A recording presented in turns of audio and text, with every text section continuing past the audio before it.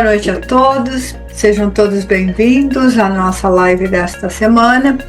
E continuando com a temática da semana que vem, da semana passada, onde eu abri a todos perguntas para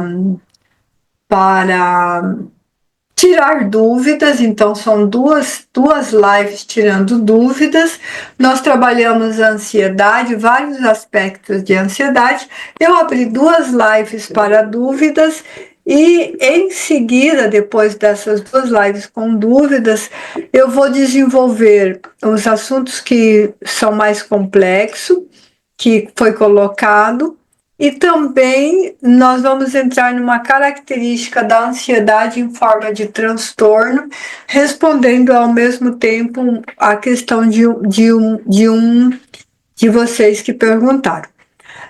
Hoje é uma noite bem apropriada a falar de amor, já que nós estamos na quinta que antecede a famosa Sexta-feira Santa. Nós estamos em 17 de abril de 2025 e nós estamos na antevéspera da Sexta-feira Santa, que é uma comemoração nacional, não é nacional, é internacional, onde todas as pessoas comemoram aí, as pessoas que estão no ambiente cristão, comemora a Pessá de Jesus. A Pessá de Jesus, ou a Páscoa, os judeus, o povo de Jesus, comemorava a Pessá, comemorava a Páscoa, que representava a saída do Egito, se libertar da escravidão, que eles viviam em forma de escravidão, e direcionar-se para uma terra, uma promessa, a Canaã prometida, a terra prometida por Deus.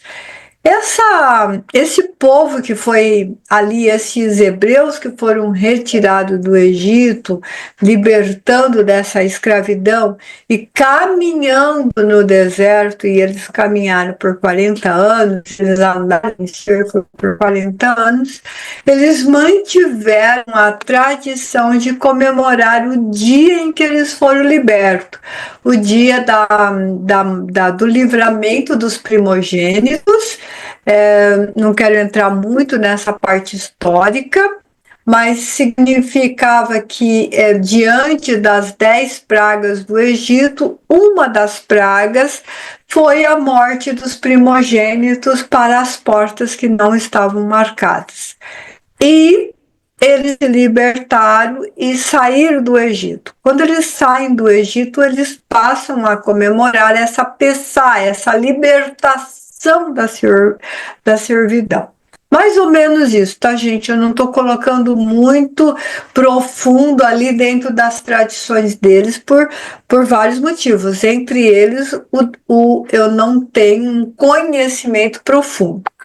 Depois disso, vem a parte de Jesus, que é a comemoração de sua Pessá. Ele está comemorando essa Pessá do tempo deles, dessa libertação de Jesus, e ele marca dessa libertação do Egito, do seu povo, e ele marca ali uma nova Pessá, que é a sua Pessá, uma nova passagem. Pessá quer dizer passagem.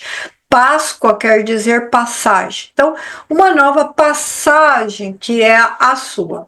Então, ele vai trazer ali a sua paixão. Nós vamos viver a paixão de Cristo. O que é paixão? Vamos colocar a paixão dentro da psicanálise. A paixão dentro da psicanálise, dentro da psicologia, dentro da neurociência, é um estado do nosso cérebro onde nós temos um desequilíbrio químico parcial. Então a neurociência brinca que é um estado de demência parcial, onde nós nos apaixonamos por uma pessoa e essa paixão dura de 2 meses a 24 meses. Quando nós nos referimos à paixão de Cristo, nós estamos referindo a essa passagem dele, esse sofrimento, essa prova maior que ele viveu.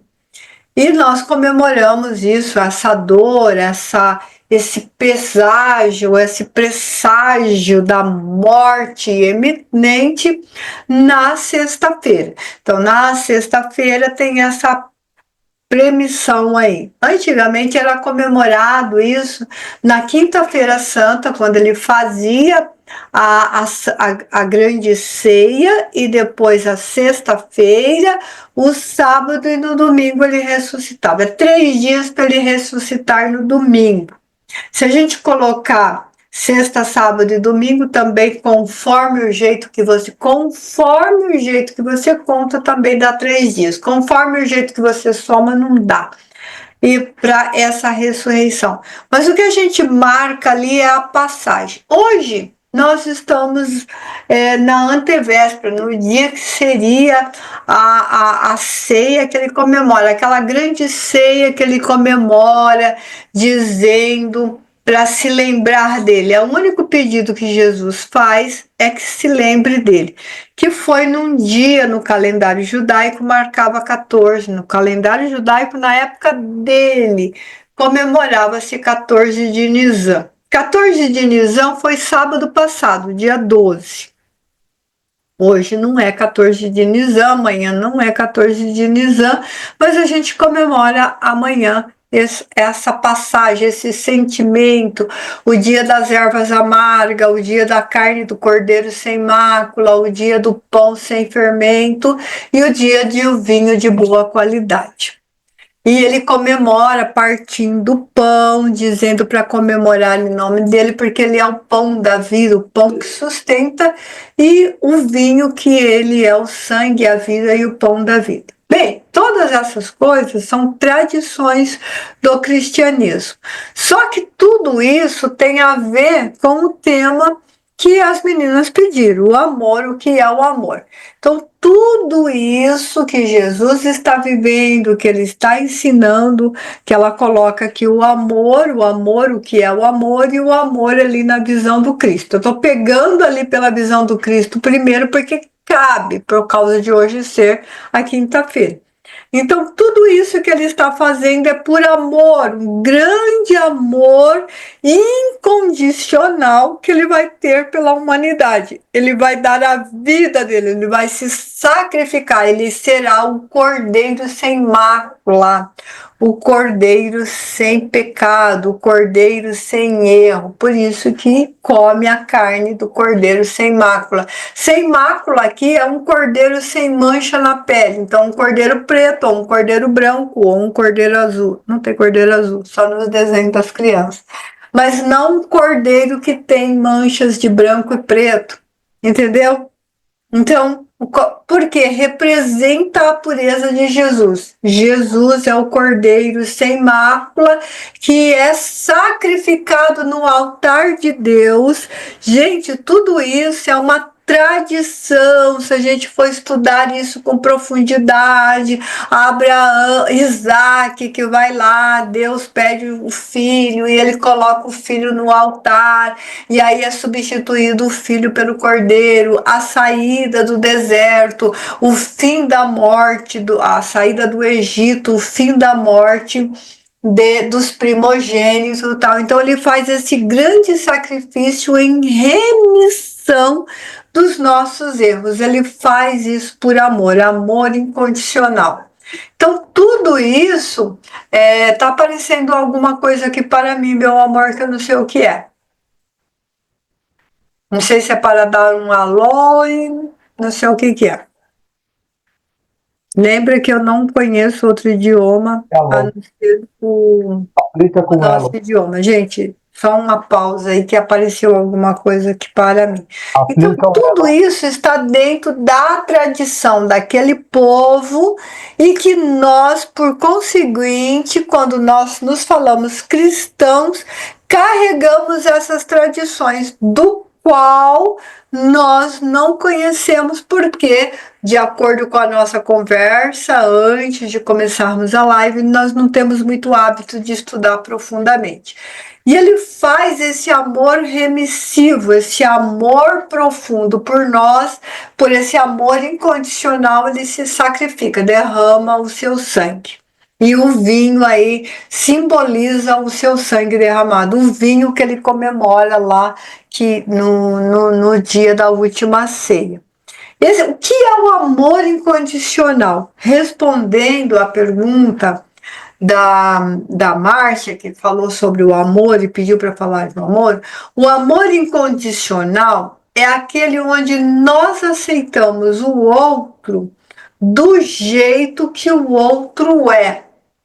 E nós não vamos interferir na vida do outro, porque ele tem o seu tempo, o seu livre-arbítrio e o seu espaço de remissão, de se modificar. Esse espaço de remissão que ele tem para se modificar está condicionado ao tipo de crença espiritual ou de crença religiosa que ele tem.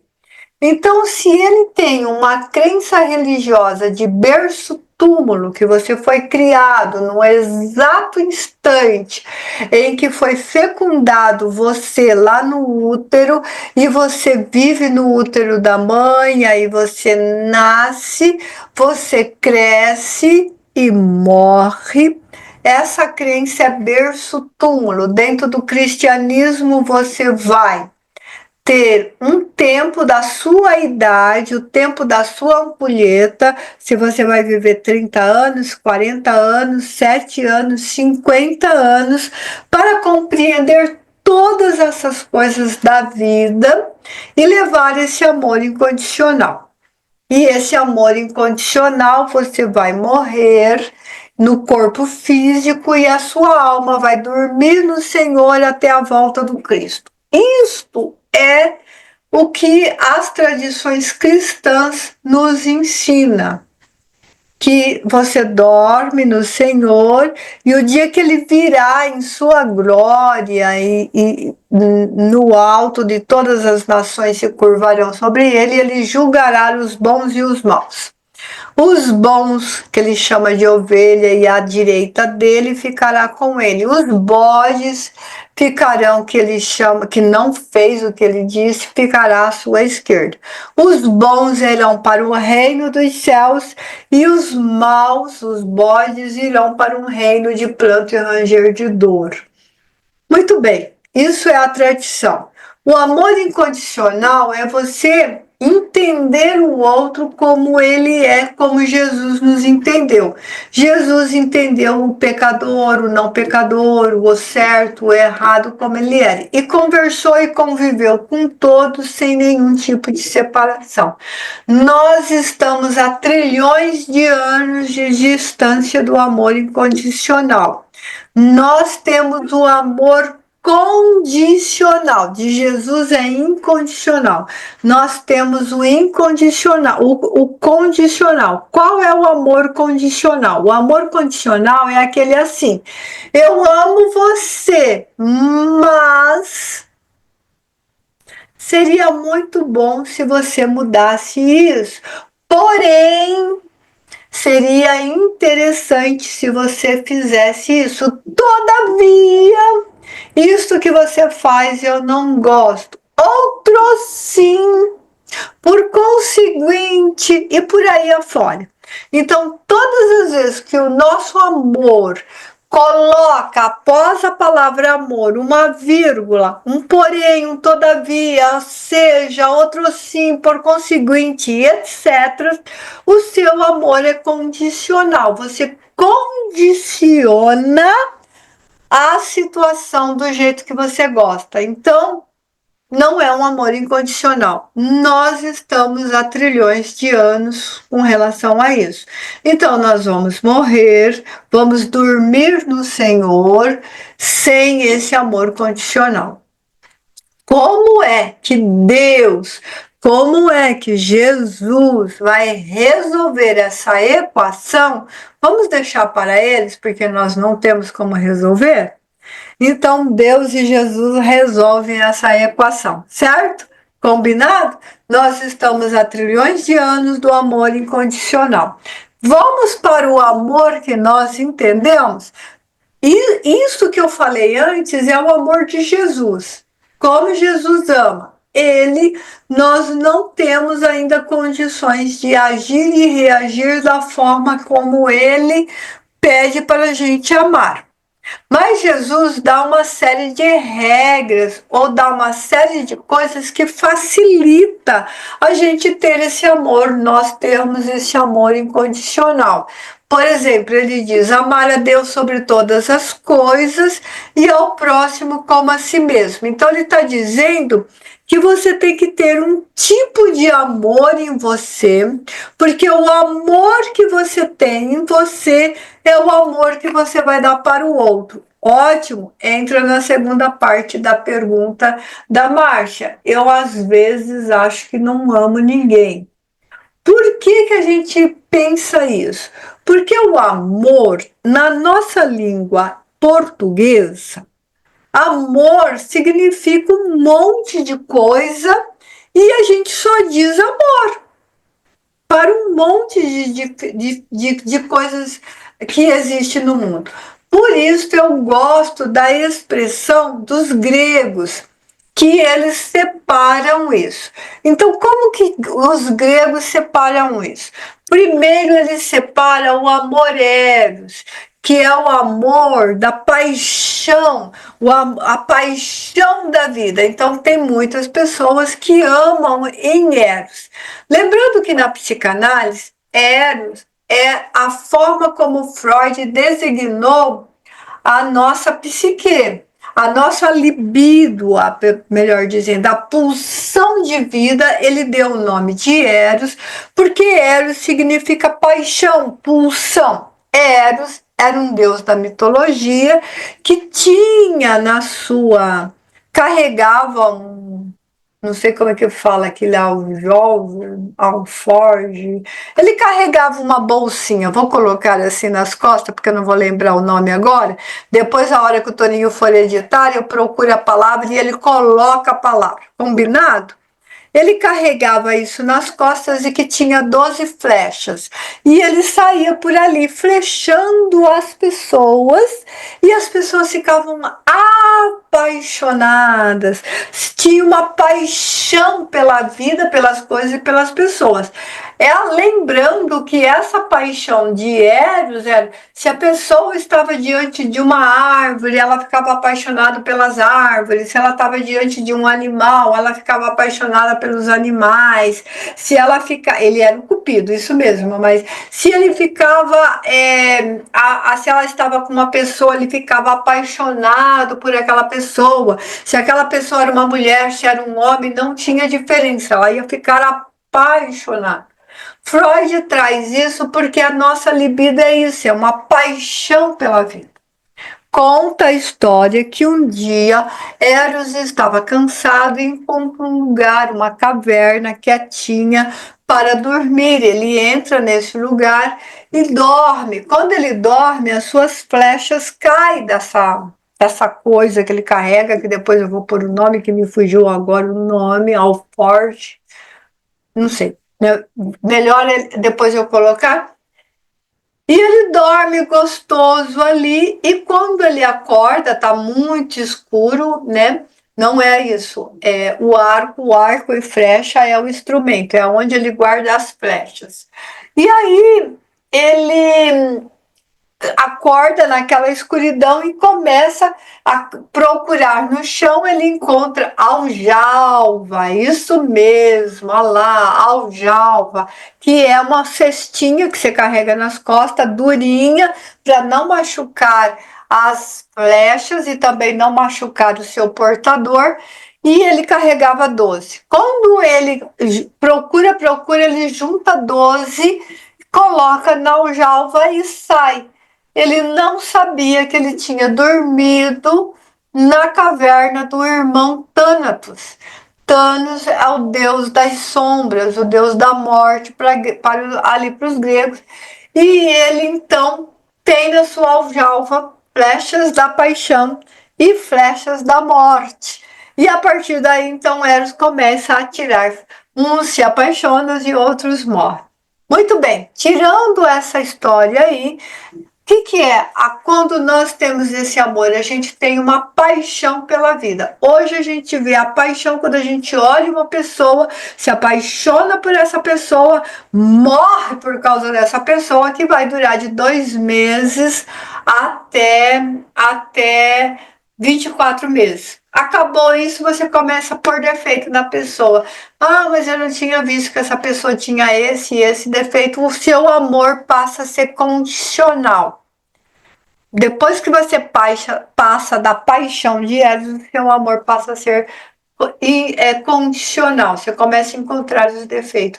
A outra forma de amor é o filia, ainda no grego ali. Filia é o amor de amizade, o amor de amigo, o amor por aprendizado, o amor para saber, o amor para ganhar pessoas, para estar com uma pessoa. Eu gosto de fazer uma expressão para a filia seguinte: tirando a filia na filosofia, onde é o amor ao conhecimento, a filia é o amor de confraternização, é o amor aí da amizade e é o amor que a gente compartilha, que nós compartilhamos. Esse amor filia, que é o amor de amizade, voltando a Jesus, ele disse que era o amor maior que a gente conseguia na terra. E aí ele diz: eu vos tenho chamados de amigos.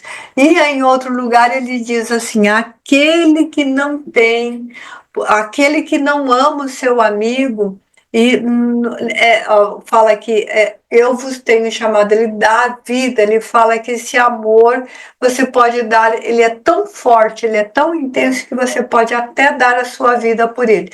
É difícil encontrar uma pessoa que não tenha uma outra pessoa do qual ela seria capaz de doar a vida por ela, sem pensar, sem hesitar. E eu não estou falando de amor de mãe, que é outra coisa. Eu estou falando de amor de amigo mesmo. Então, Jesus fala que é o maior amor que a gente consegue alcançar na terra. Depois nós temos o amor ludos. O amor ludos é o amor brincalhão, é o amor da juventude, se apaixona aqui, se apaixona ali, toda hora ele está apaixonado, toda hora ele está desapaixonado por aí afora. Nós temos o amor filáulia, que é o amor próprio que nós temos por nós. Aqui a gente chega em Jesus. Lembra que Jesus falava grego? Lembra que o idioma de Jesus era grego?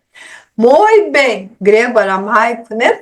Então, muito bem, o amor filáulia lembra muito a frase dele: amar o seu próximo como a si mesmo.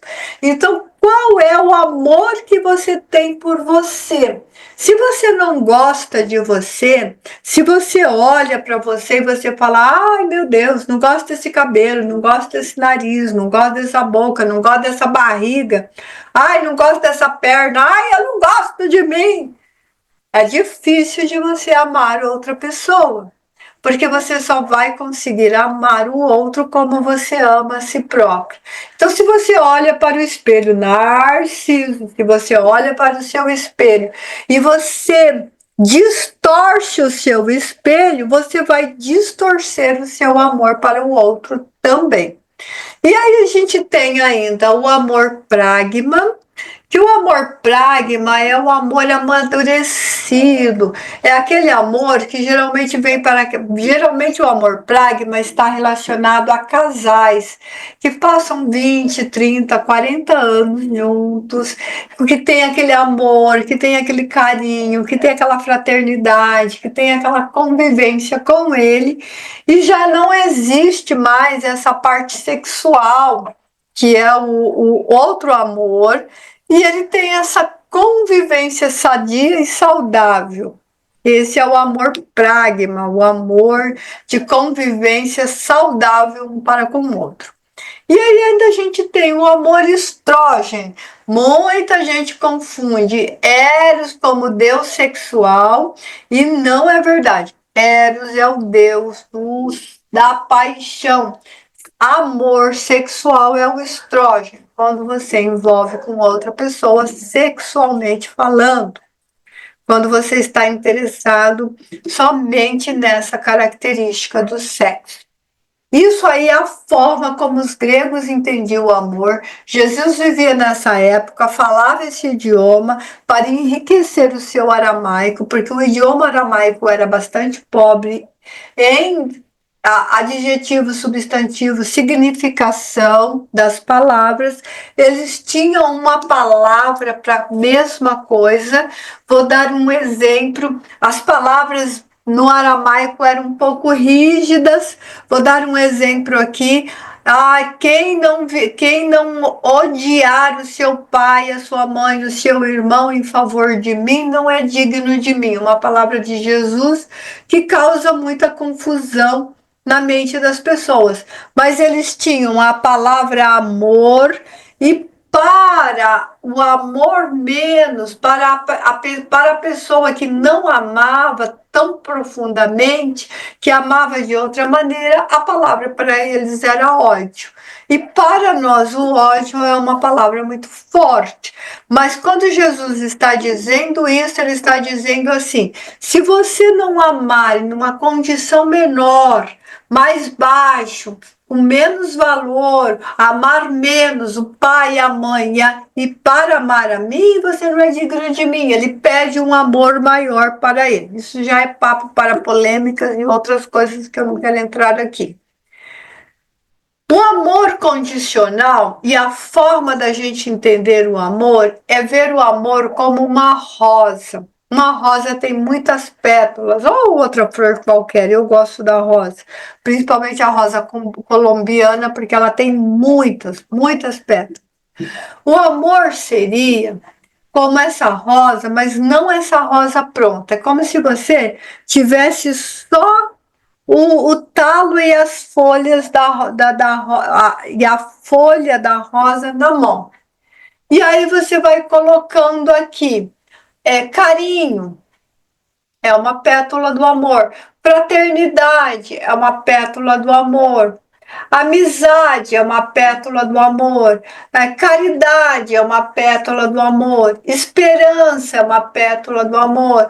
Fé é uma pétala do amor. Então você vai colocando essas pétalas e vai formando esta rosa. Quando essa rosa estiver pronta, você tem o amor verdadeiro. Então, poucas pessoas têm a característica da Márcia de se auto-entender e dizer assim: puxa vida, será que eu realmente amo? Porque todas as pessoas, no geral, a maioria das pessoas, no geral, elas amam, elas curtem isso, elas têm dificuldade de pensar assim: será que eu amo mesmo essa pessoa? Será que há amor? Será que há sentimentos em mim? Será que eu tenho algum sentimento com essa pessoa? E aí ela vai esconder isso porque ela tem vergonha disso. Grande quantidade de pessoas em torno de nós temos um sentimento apenas social, um verniz de educação. Você é gentil pelo verniz da educação. Então você fala bom dia, boa tarde, como é que vai? Você está bem? Como é que você se sente? Mas você não consegue ir além disso. Você não consegue cativar algum tipo de sentimento mais profundo por esta pessoa. E isto é totalmente normal. Nós não conseguimos gostar de todas as pessoas que cruzam o nosso caminho. E cada pessoa que cruza o nosso caminho tem uma parcela, tem um jeito de ser amada, de ser querida, de estar conosco. Ou ele está conosco pelo Eros, ou ele está conosco pela a filia, ou pela filáulia, ou pelo estrógeno, ou pelo ludus, ou pelo pragma. Ele está conosco de uma faceta, de uma parcela. Mas tem algumas pessoas, pessoas, que têm dificuldade de ter a empatia. A empatia é a capacidade que nós, seres humanos, temos de sentir o que a outra pessoa, se preocupar com o que a outra pessoa sente ou pensa. Gente, as pessoas confundem assim. A empatia é se colocar no lugar do outro, não é se colocar no lugar do outro. O nosso cérebro é completamente individualista. Ele não é capaz de se colocar no lugar do outro. Ai, mas eu sou tão religiosa, eu sou pastora, eu sou padre, eu sou dirigente, eu sou espiritual, eu sou da religião XYH. O nosso cérebro é individual. Ele é capaz de sentir o que você sente. Ele é capaz de amar o que você ama. Ele é capaz de gostar do que você gosta. Ele é capaz de odiar o que você odeia. Ele não é capaz de saber o que o outro sente. Não tem como fazer isso. Não tem como fazer isso. A única maneira de conseguir fazer isso seria abrir a sua caixa craniana, tirar o seu cérebro, abrir a caixa craniana do outro, tirar o cérebro do outro e fazer uma troca. O cérebro do outro viria para mim, o meu cérebro iria para ele. No exato instante que eu tivesse a capacidade de fazer isso, eu sentiria do meu jeito e ele sentiria do jeito dele. Não seria possível nem fazendo isto. Então, nós não conseguimos sentir o que o outro sente. Então, a pessoa chega e conta pra gente assim: ai, eu estou num sofrimento terrível, a minha filha me abandonou. Ou vão colocar assim, a minha filha chegou no óbito, passou pelo óbito. Eu quero colocar isto porque além de mim mesmo, tem mais duas pessoas aqui que passaram por isso, o óbito do filho. Então, eu sou capaz de compreender o que você sente. Eu sei o que você está sentindo. Mentira. Você sabe o que você está sentindo relacionado à perda do seu filho. Como você perdeu um filho, você tem esse sentimento dentro de você, onde ele dói, onde ele amarga, onde que você sofre. Você tem empatia. Você é capaz de se sensibilizar pela dor do outro. Sensibilizar. Porque doeu profundamente em você, você sabe que está doendo nele. Mas você não sabe que jeito que ele está sentindo. Ai, eu sei da sua dor, eu sinto a sua dor. Você não sente a dor do outro. Vamos dar um outro exemplo? Se você aperta a mão da outra pessoa, quando a gente cumprimenta a outra pessoa lá, bom dia, como é que vai? Você está apertando a mão do outro. Você está sentindo a mão do outro? Todo mundo vai dizer que está sentindo a mão do outro. Não está, não. Você está sentindo a sua mão apertar a mão do outro. Mas você não está sentindo o que o outro sente. Porque o outro está sentindo a mão dele apertar a sua mão. Então, por isso que o nosso cérebro é individualista. Ele só é capaz de sentir o que você sente. Porque as sinapses do seu cérebro, a psique que comanda a sua mente, ela é para você. Ela não é divisível. Então, algumas pessoas têm dificuldade de sentir esse sentimento, a empatia. A empatia seria uma pétala, viu, Márcia? Seria uma pétala desse amor.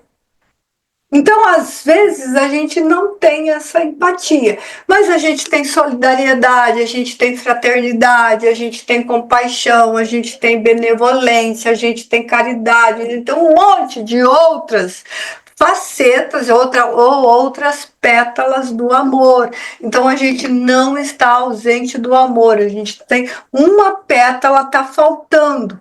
E a gente vai trabalhar um dia, talvez, não sei quando, essa pétala vai chegar. Tem algumas pessoas que não são capazes de sentir a empatia porque tem um pequeno distúrbio no seu cérebro. Esses casos aí estão nos casos de transtorno. Eu posso trazer mais para frente uma live onde eu falo de transtornos, então você vai perceber que algumas pessoas são incapazes de sentir a empatia. Elas são incapazes porque ela tem ali um desequilíbrio no seu cérebro, que é diferente. Se você não é que você tem um defeito, não é que falta uma pecinha em você.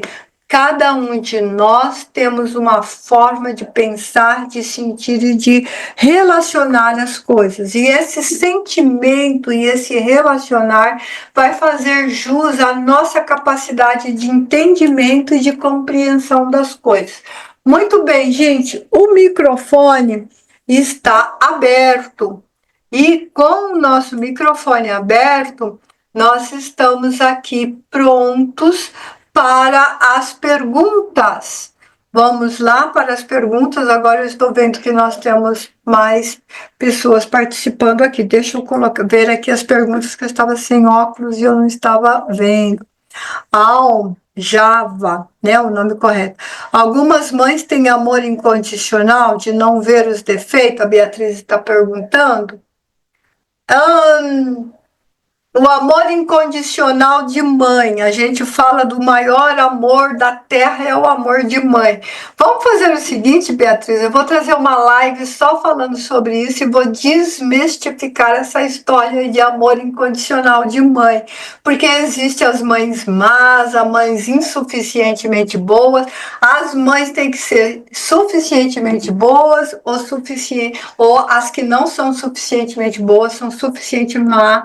E tem essa questão aí, não é bem por esse olhar que você está falando. Às vezes a gente diz também, o maior amor na terra é o amor de mãe, nem sempre. De novo, a gente vai colocar uma série de condições aí, principalmente essa forma que eu coloquei aqui das pétalas que vai formar este amor, ok?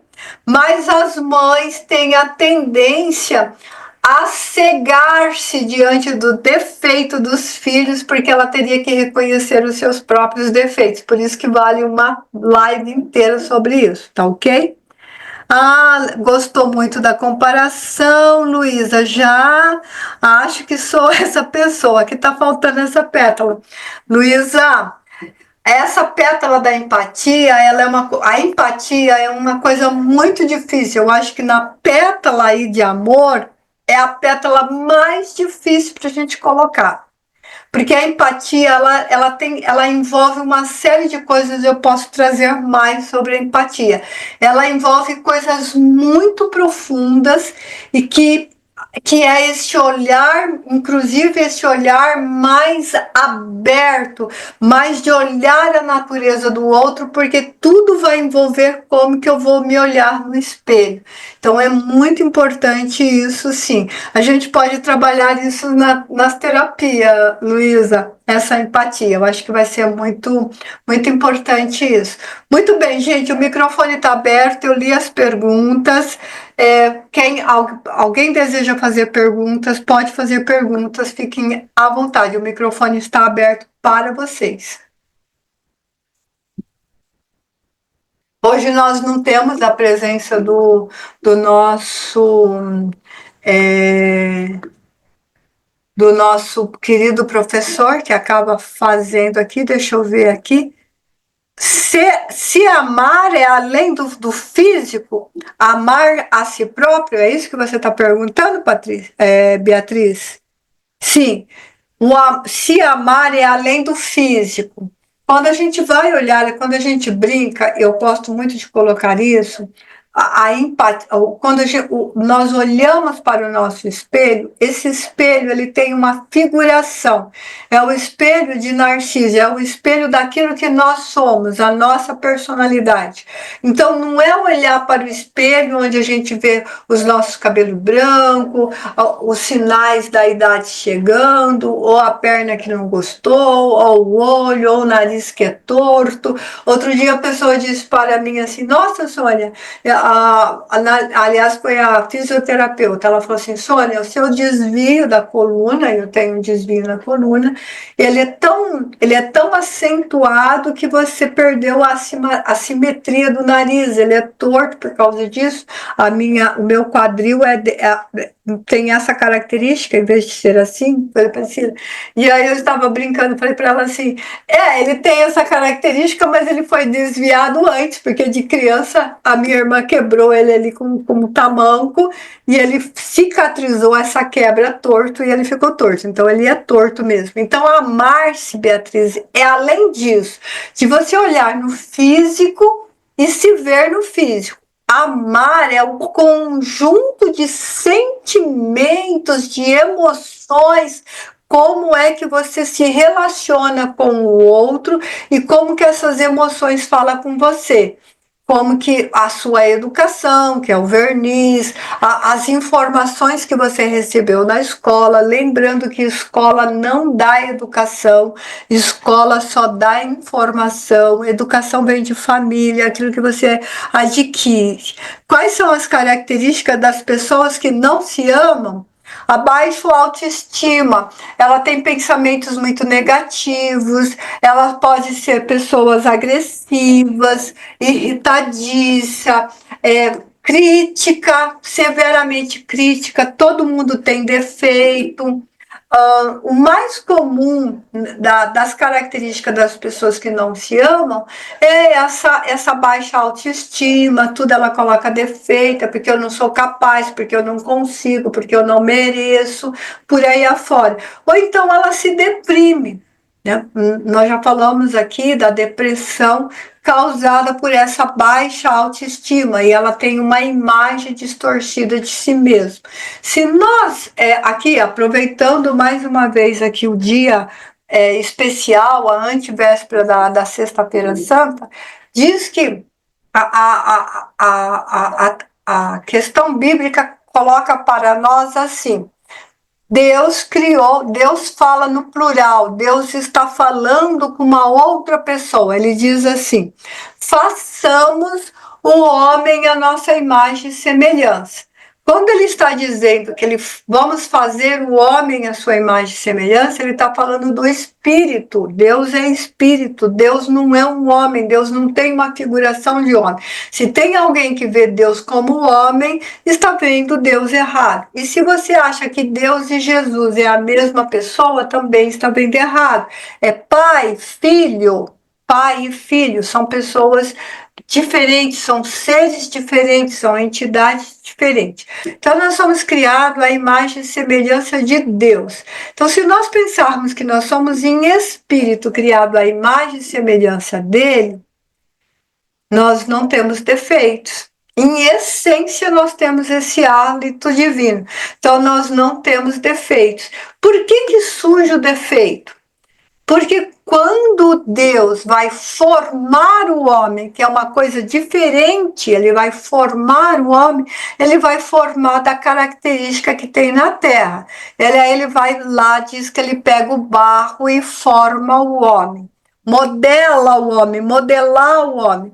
Então, Deus faz uma ação, criar no espírito a sua imagem e semelhança. E depois ele modela. Porque uma coisa está no mundo espiritual e a outra coisa está no princípio de realidade, o mundo físico. Então, quando ele modela, diz que ele pegou do barro. Quando diz que ele pegou do barro para modelar o homem, nós vamos entender que ele pegou de toda a essência que há na Terra, todos os minerais, tudo que tem sólido. Então, se nós formos fazer uma análise, tudo que tem na Terra, nos seus minerais, nós vamos encontrar no nosso corpo físico. Ferro, cálcio, manganês, por aí afora, selênio e etc. E, então, nós somos modelados pelo barro e pela água. E nós somos forjados, então nós somos queimados pelo fogo. Então nós passamos a terra, a água e o fogo, e Deus coloca o hálito, ele sopra na nossa narina o hálito. Eu estou falando da poesia que está na Gênesis, é uma poesia, é uma forma figurada de descrever como é a formação do mundo. Então ele sopra o seu hálito na narina do homem, então o homem passa a ter o ar. Então o homem, o nosso corpo físico é formado de terra, ar, água e fogo. Nesse momento, nós vamos ter algo que nós chamamos de defeito. O meu nariz é assim, o meu cabelo é assado, o meu olho é dessa cor e etc. Porque isso é uma formação dos gametas, do encontro do espermatozoide com o óvulo da mulher e vai formar esse homem. O espírito vai ser sempre o espírito de Deus. Por isso que depois Jesus vai dizer que o que é corpo porque vem do que é da terra. Vem da terra, vem da água da terra. E o que é espírito. E que aquilo que vem da terra, aquilo que vem do corpo, todo mundo conhece. E aquilo que vem do espírito, ninguém sabe de onde vem nem para onde vai.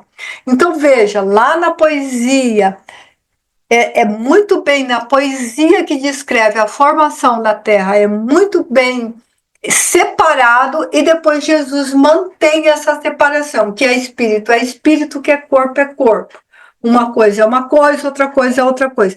Então, nós não podemos amar o nosso corpo físico, apesar que tem muita gente que ama isso, e vai fazer prática, e vai fazer não sei o que, e vai fazer procedimento não sei o que lá, e não quer envelhecer, se deforma inteiro, porque entende que a essência divina é no corpo físico, não é no corpo físico, é no espírito.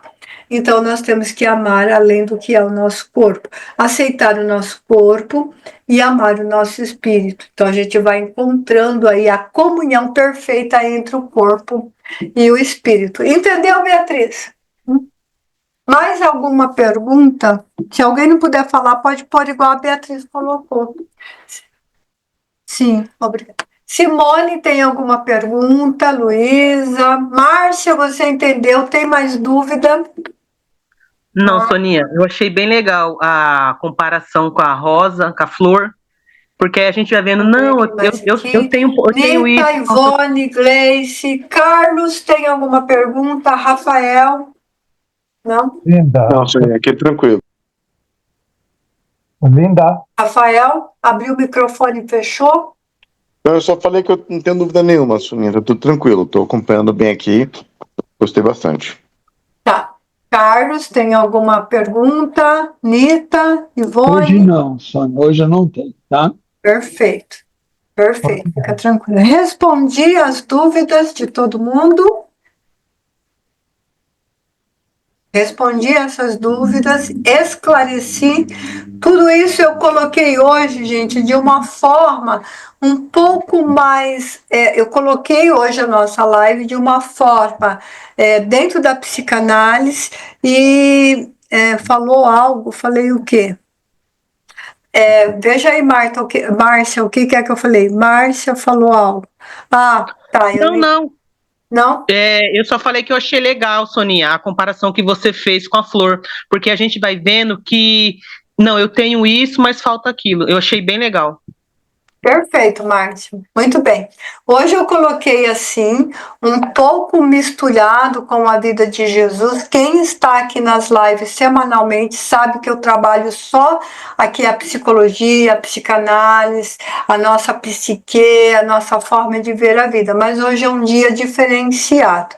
Depois nós vamos ter aí no domingo, a Páscoa, a Pessá de Jesus, a passagem de Jesus, a ressurreição e vida.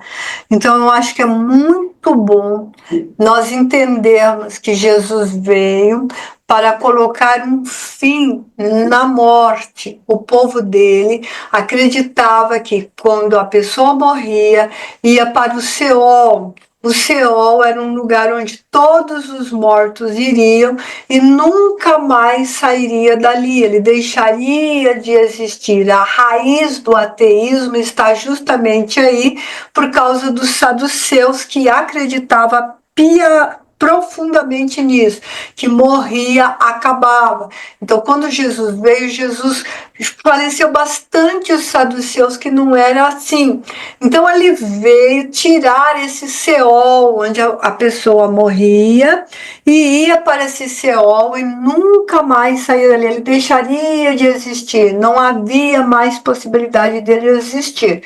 Quando Jesus veio e fez esse grande sacrifício do Cordeiro sem mácula, ele então mostra de que a morte não existe, que quando você passa pela morte do corpo físico, é o corpo físico que morre, mas o espírito vivifica e vive, e o espírito é ativo, ele vai estar com você.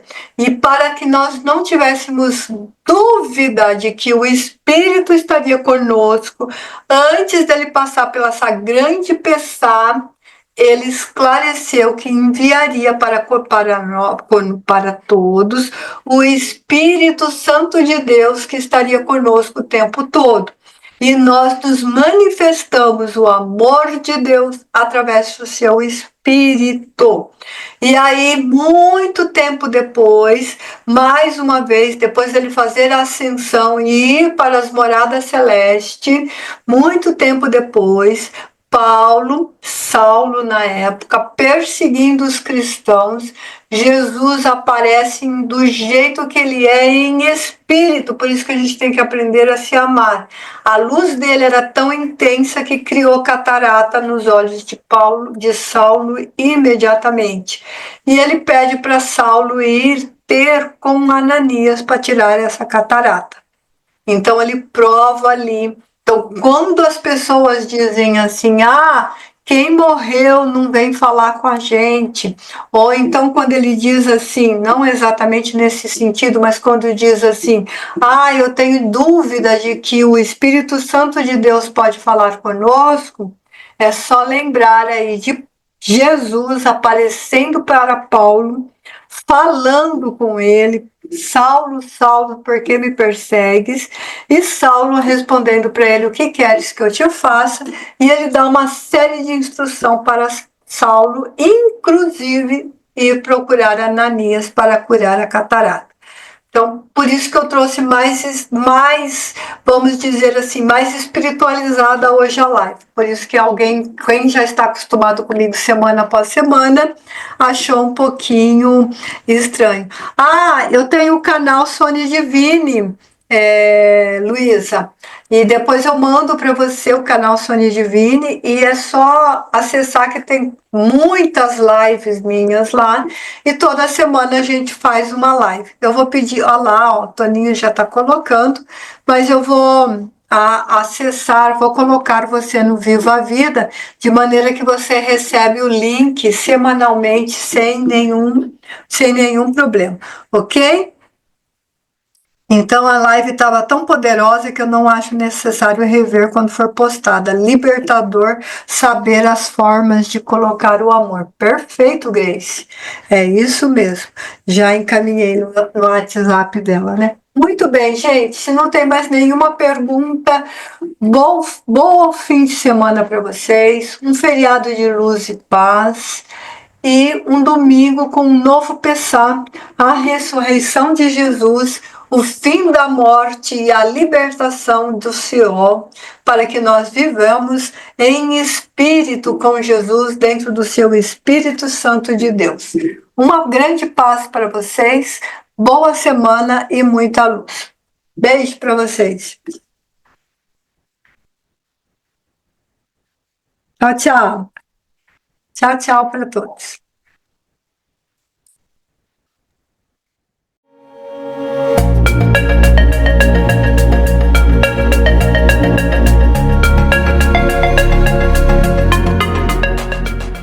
Meu amigo, você conhece o canal Sônia Divine? Não conhece? Então vou te explicar o que é o canal Sônia Divine.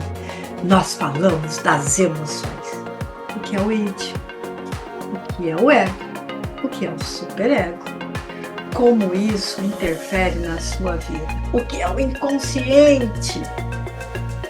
Como que aquele aviso chega e interfere na sua vida e você nem percebe?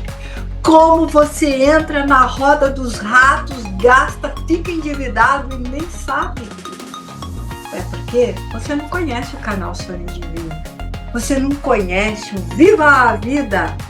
Porque nós precisamos ter essa leveza de uma pena, o peso de um universo na nossa vida, tendo consciência do que nós somos, o que nós queremos, para onde nós vamos e de que maneira que nós vamos fazer isso. O canal Sônia Divine é um encontro de amigos, tem lives semanais, de quinta-feira às 19 horas.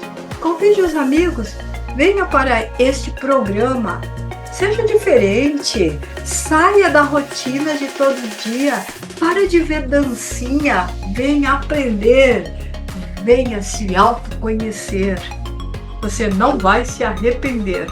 Se inscreve no canal Sônia Divine, ative o sininho, avise os amigos e faça aquela festa, a festa do autoconhecimento. Mude a sua vida, mude a sua rotina, saia do mesmo. Saia daquela situação de que eu não sei o que eu quero fazer, não sei para onde eu vou. Venha para o canal Sônia Divine e você vai se encontrar, isso eu tenho certeza. Venha!